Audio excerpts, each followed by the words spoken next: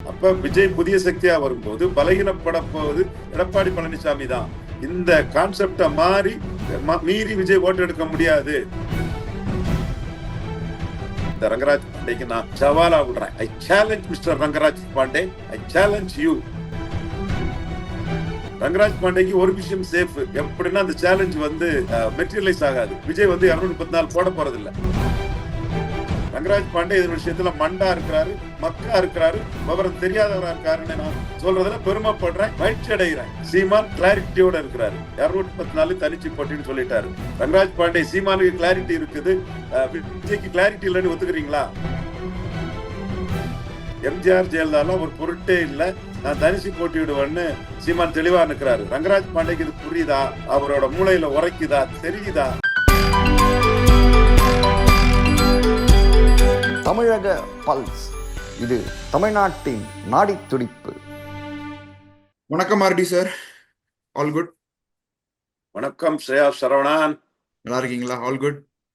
நல்லா இருக்கேன் சரவணன், சொல்லுங்க. என்ன சார், எப்படி போயிட்டு இருக்கு? இது அநியாயத்துக்கு கொடுத்து வச்சிருக்காங்க விஜய்க்கு. இன்னைக்கு கருத்து கணிப்புலாம் நீங்க பார்த்துருப்பீங்க. நம்மளோட மகேஷ் சாரும் இணைஞ்சிருக்காரு. ஹலோ மகேஷ் சார், கருத்து கணிப்புலாம் உங்க முடிவு என்ன? 21% இருக்கு விஜய்க்கு. நிறைய பேர் 20% அடுத்த ஆட்சி அவரு தான் அப்படின்றாரு. உங்களோட ஒப்பீனியன் என்ன விஜய்க்கு? கருத்து கணிப்புல இந்தியா டுடே 55% மக்கள் மு.க. ஸ்டாலின் ஆதரிக்கிறதா சொல்லி இருக்கிறாங்க. அதே மக்கள் தான் mood of the nation India டுடேல மீண்டும் இப்ப எலெக்ஷன் நடந்தா மோடிக்கு தனி மெஜாரிட்டி வர்றதுக்கு வாய்ப்பு இருக்குன்னு சொல்லி இருக்கிறாங்க. அத கருத்துல கொண்டு எடப்பாடி பழனிசாமிக்கு எதுவுமே இல்லை, அவர் இங்க ஒரு vote transferring capacity, seat converting capacity இல்லாதவருன்னு பிஎம்ஓவும் மோடிஜியும் கருத்துல கொண்டு ஃபாரின் டெலிகேஷனுக்கு கனிமொழிக்கு திமுக எம்பி கனிமொழிக்கு ஒரு வாய்ப்பை கொடுத்திருக்காங்களே தவிர அதிமுக எடப்பாடி பழனிசாமியை மதிக்கல. இது கருத்து கணிப்பை பிஎம்ஓவும் மோடி நம்புறாங்கன்னு அர்த்தம். இது ஒரு கருத்து கணிப்பு. இந்த இந்தியா டுடே கருத்து கணிப்பு ஒரு கிரெடிபிலிட்டி இருக்குது, ஒரு நம்பகத்தன்மை இருக்குது. தமிழ்நாட்டுல இப்ப பாராளுமன்ற தேர்தல் நடந்தா 52% வாக்குகள் திமுக அணி கிடைக்கும். ஆனா ஸ்டாலினுக்கு 55% வாக்கு இருக்குன்னு சொல்றாங்க. சோ இந்த கருத்து கணிப்பு நம்பகத்தன்மையான கருத்து கணிப்பு. குப்பையும் சுப்பையும் ஜான சாமிக்கு பேரோல்ல இருக்கவனுக்கு கருத்து கணிப்பெல்லாம் நம்ம எடுக்க முடியுமா? ஆதவர்ஜுனா பிராண்டிங் பண்ணி ஆதவர்ஜுனாவுக்கு நண்பர்களுக்கு கருத்து கணிப்பு எடுக்க முடியுமா? சி ஓட்டர்ஸ் இந்தியா டுடேயால கலத்தி விடப்பட்டவங்க. அந்த சுனந்தாங்கிற அந்த என்டிகே ஐடிவிங்கில் உள்ளவங்க அதை தெளிவா அந்த ஃப்ராடு கருத்து கணிப்பாளர்னு அதை ஆதாரத்தை அன்னைய கொடுத்தாங்க. அதுக்கெல்லாம் நம்ம பெரிய முக்கியத்துவம் கொடுக்காண்டாம். குமுதா ரிப்போர்ட்டர் அவங்க கருத்து கணிப்பு ஓரளவு ரிப்போர்ட்டர்ஸ் பண்றாங்க, அவங்க அதை நியாயமா தான் பண்றாங்க. அவங்க 55.69% திமுக அணி மு.க. ஸ்டாலினுக்கு வருதுன்னு போடுறாங்க. சோ இதுல கருத்து கணிப்புகள் இதெல்லாம் திட்டமிட்டு திணிக்கப்படுது. எந்த ஒரு புதிய சக்தி வரும்போதும் பலகீனமான ஒரு சக்தி தான் பலகீனப்படும். இந்த ரங்கராஜ் பாண்டேக்கு நான் சவாலா விடுறேன். I challenge mister Rangaraj Pandey, I challenge you. கடந்த கால வரலாறு எந்த ஒரு புதிய சக்தி வரும்போதும் ஏற்கனவே பலகீனமான சக்தி தான் மேலும் பலகீனப்படும். குறிப்பா என்டிஆர் வரும்போது தெள்ள தெளிவா அவர் எடுத்த வாக்குல 10 ஓட்டு எதிர்கட்சிகள் வாக்கு எடுத்தாருன்னா தான் இந்திரா காந்திக்கு எதிராக காங்கிரஸுக்குள்ள இருந்து எடுத்த வாக்கு 1% தான். 10 ஓட்டு மற்ற எதிர்கட்சிகளை வாஷ் அவுட் பண்ணி வந்த என்டிஆர் 1 ஓட்டு தான் இந்திரா காந்தியோட காங்கிரஸை பலகீனப்படுத்தி எடுத்தாரு. அதே மாதிரி கேப்டன் விஜயகாந்த் கருப்பு எம்ஜிஆர்னு வரும்போது பலகீனமான தோல்வியடைந்த ஜெயலலிதாவை தான் மீண்டும் ரைஸாக விடாம தடுத்து அவரு அதிமுக ரெட்டலைக்கு வர வேண்டிய ஓட்டை எடுத்துதான் அவரு 2006 அங்கீகாரம் பெற்றாரு. இதுல யாரும் அரசியல் சக்தி வராததுனால 80 மக்கள் தலைவர் எம்ஜிஆர் சட்டமன்றத்தில் ஆட்சியை பிடிச்சாரு. அதே மாதிரி கமலஹாசன் வரும்போது தெள்ள தெளிவா பலகீனப்பட்ட இபிஎஸ் ஓபிஎஸ் இவங்க வாக்கதான் ரெட்டலை வாக்கதான் எடுத்தாரு. இன்னும் சொல்ல போனா பெருஞ்சர் அண்ணா பெருந்தகை, மக்கள் தலைவர் எம்ஜிஆர், முத்தமிழறிஞர் கலைஞர் இவங்கெல்லாம் கூட்டா ஒரு அரசியல் சக்தியா வரும்போது ஏற்கனவே பலமா இருந்த கம்யூனிஸ்டுகள் தான் பாதிக்கப்பட்டாங்க. காமராஜ் 38ல இருந்து 45 போனாரு. ஐயா ரங்கராஜ் பாண்டே அவர்களே பேரறிஞர் அண்ணா பெருந்தகை புதிய சக்தியா வரும்போது 38% இருந்த காங்கிரஸ் காமராஜ் தலைமையில 45க்கு போச்சு.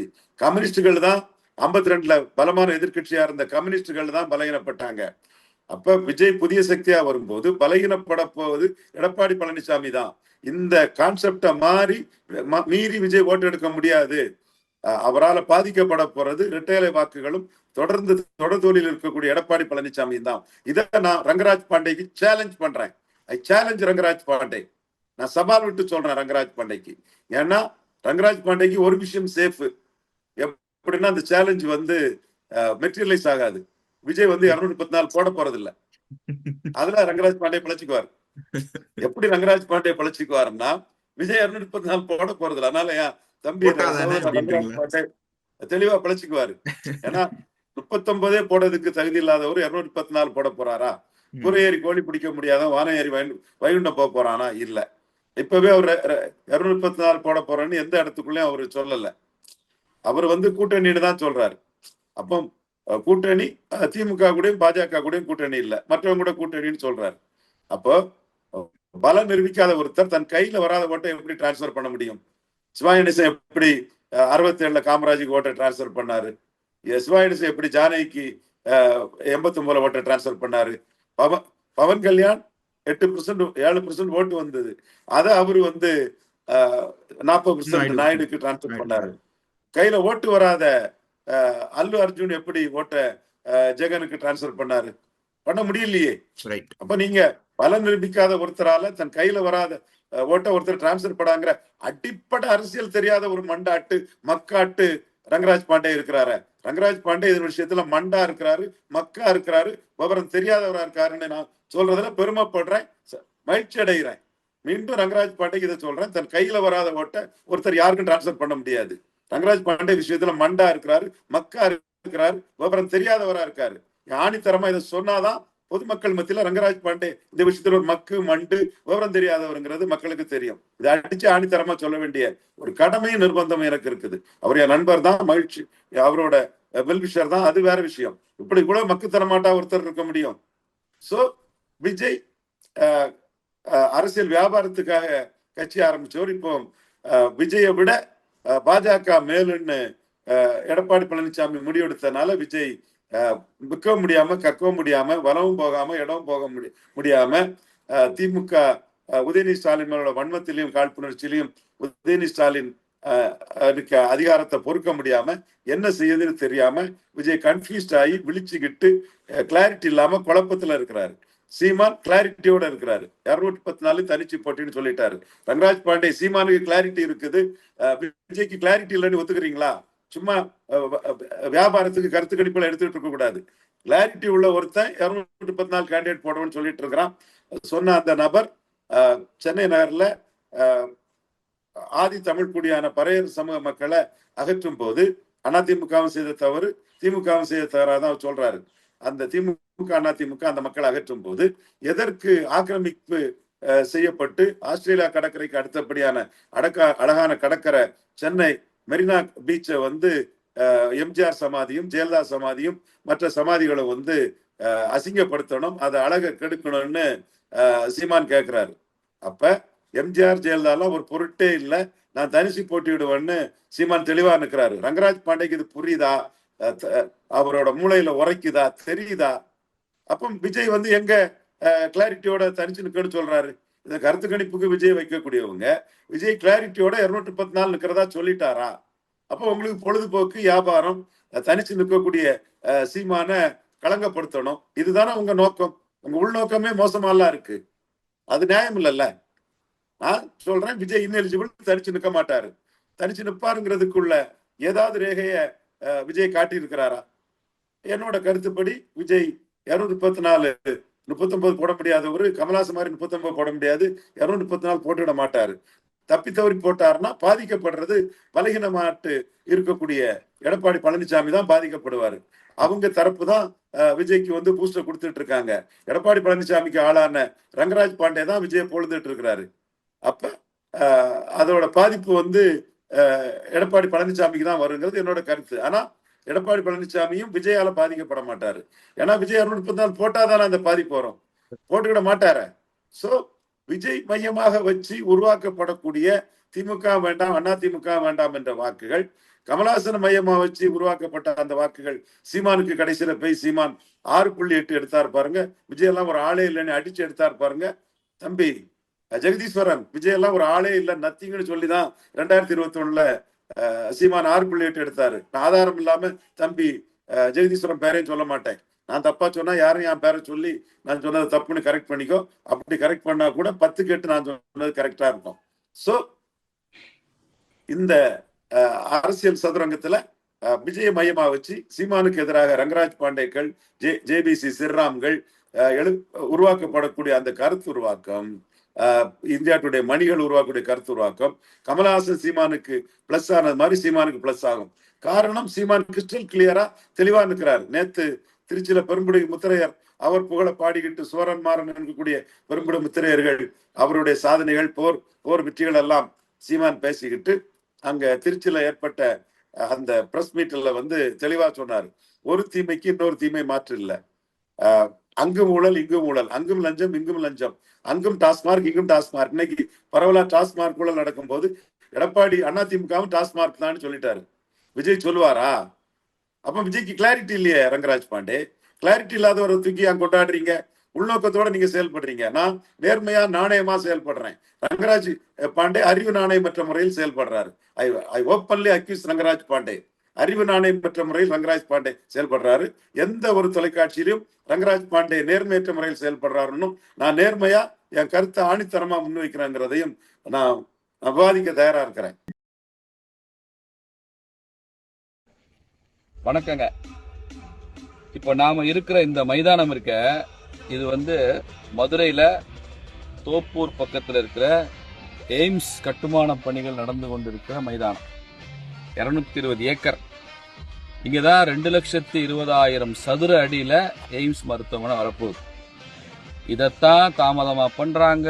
எய்ம்ஸ் தர்றேன்னு ஏமாத்திட்டாங்க, அங்கே ஒண்ணுமே இல்லை, எந்த வேலையும் நடக்கலன்னு பல பேர் விமர்சனம் பண்ணாங்களே, அதையெல்லாம் பொய் என்று நிரூபிக்கிற வகையில ஐயா நரேந்திர மோடி அவருடைய அரசாங்கம் இங்க பாருங்க அற்புதமாக பணி செய்து கொண்டிருக்கிறாங்க.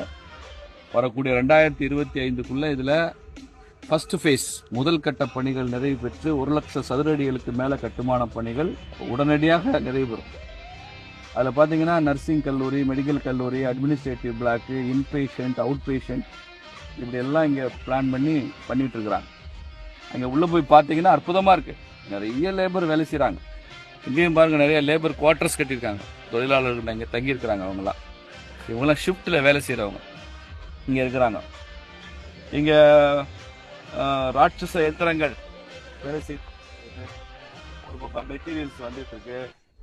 இதை பார்வையிடுறதுக்குன்னு எல்என்டி நிறுவனம் தான் இதை கட்டுறாங்க. எல்என்டி நிறுவனம்ன்றது இந்தியா முழுக்க உள்ள எய்ம்ஸை எல்என்டி நிறுவனம் தான் அதை கன்ஸ்ட்ரக்ட் பண்ணுறாங்க.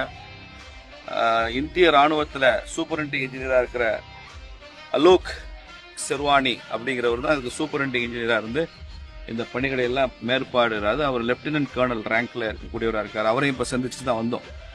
அதனால அற்புதமாக இங்கே பணி நடந்துட்டு இருக்கு. இதில் எந்த விதமான தாமதமும் இல்லை. நரேந்திர மோடி அவர்கள் தமிழ்நாட்டுக்கு, குறிப்பாக மதுரைக்கு கொடுத்த ஒரு மிகப்பெரிய நன்கொடை இந்த எய்ம்ஸ் மருத்துவமனை. இது கட்டி முடித்து இங்கே வரும்போது ஒட்டுமொத்த மதுரையினுடைய முகமே மாறிவிடும். The face of the Madurai அப்படின்னு சொல்கிறாங்களே, அது மாதிரி மதுரையே மாறிடும். மதுரையினுடைய பொருளாதாரம் உச்சத்துக்கு போயிடும். இங்கே ஆயிரக்கணக்கான மக்கள் தினசரி வேற வேற மாநிலங்கள்லேருந்து, மாவட்டங்கள்லேருந்து உயர்தரமான சிகிச்சை பெறுவதற்கு இங்கே வருவாங்க. மதுரையே ஒரு ஒரு பேர் சொல்லும்படியான, ஒரு இந்தியாவிலே பேர் சொல்லும்படியான ஒரு நகரமாக மாறிவிடும். தமிழ்நாட்டுக்கு கிடைச்ச ஒரு அற்புதமான வரப்பிரசாதம் தான் அந்த எய்ம்ஸு. இது சுற்றிலும் பாருங்க, காம்பவுண்ட் வால் கட்டிட்டாங்க. 220 ஏக்கருக்கும் காம்பவுண்ட் வால் கட்டியாச்சு. கிட்டத்தட்ட 3 கிலோமீட்டர் நீளம், எல்லா பக்கம் சேர்த்தா 3 கிலோமீட்டர் மேலே வரும், அவ்வளோ கட்டியாச்சு. அதனால இங்கேருந்து யாரும் ஒரு செங்கல் கூட இனிமேல் திருடவும் முடியாது. அப்படியேட்டு அதெல்லாம் கட்டியாச்சு. அது காரணமே ஒரு செங்கல் கூட திருடு போயிடக்கூடாதுன்றதுனால எல்லாம் காம்பவுண்ட் வாலும் கட்டிட்டாங்க. இந்த இடத்த பார்வையிட வேண்டும் என்பதற்காக நான் வந்தேன், பார்த்தாச்சு. ரொம்ப நல்லா இருக்கு. இந்த காணொலி காட்சியின் மூலமாக ஐயா நரேந்திர மோடி அவர்களுக்கு நன்றி. மிக விரைவில் இந்த எய்ம்ஸ் மருத்துவமனை, எய்ம்ஸ் மருத்துவ கல்லூரி இது மதுரையில் திறக்கப்படும். திறப்பு விழாவும் ஐயா மோடி அவர்களே திறந்து வைப்பார். நன்றி, வணக்கம்.